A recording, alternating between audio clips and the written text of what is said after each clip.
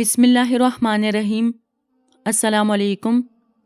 قریش کاروباری لوگ تھے، وہ کسی نہ کسی طور تجارت کی طرف ہی مائل رہتے تھے۔ چنانچہ جب آپ صلی اللہ علیہ وسلم 12 برس کی عمر کو پہنچے تو چچا نے تجارت کی غرض سے شام روانہ ہونے کی تیاری شروع کی۔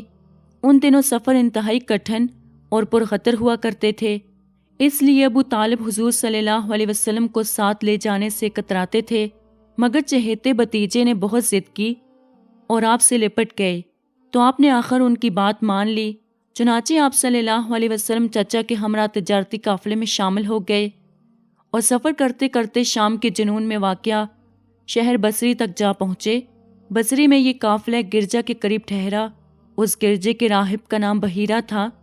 اس نے جب آپ صلی اللہ علیہ وسلم کو دیکھا تو ابو طالب کو بتایا کہ عیسائیوں کی مذہبی کتابوں میں پیغمبر کی پہچان کی جو معیاری نشانیاں درج ہیں وہ تمام کی تمام اس کے 12 سالہ بھتیجے کے روشن چہرے پر نمایاں ہیں۔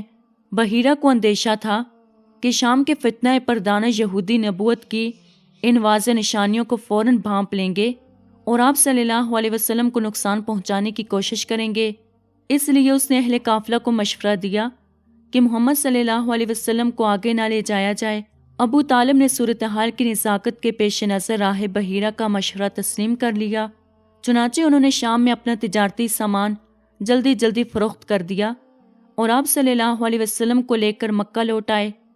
اس سفر میں حضور صلی اللہ علیہ وسلم نے مناظر قدرت کا جی بھر کے مشاہدہ کیا، انسانی زندگی کے مختلف پہلوؤں پر سوچ بچار کیا اور اپنی کم عمری کے باوجود مختلف مذاہب کے اکابر سے تبادلہ افکار بھی کیا۔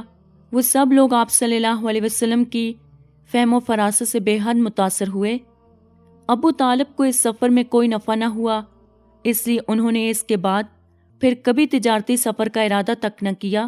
ان کے پاس تھوڑا بہت سرمایہ موجود تھا، بس اسی کے سہارے مکہ کی چاردیواریوں کے اندر رہ کر ہی گزر بسر کرتے رہے۔ یہ سارا عرصہ حضور صلی اللہ علیہ وسلم چچا کے ساتھ رہے۔ آپ صلی اللہ علیہ وسلم کی بکریاں چراتے اور گھریلو کام کاج میں ان کا ہاتھ بٹاتے تھے۔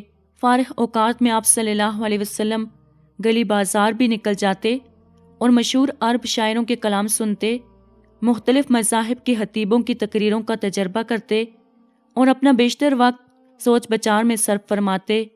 جزاک اللہ۔ امید کرتی ہوں کہ آپ کو آج کی ویڈیو پسند آئی ہوگی۔ مزید اسی طرح کی ویڈیوز دیکھنے کے لیے ہمارے چینل کو سبسکرائب کریں۔ خدا حافظ۔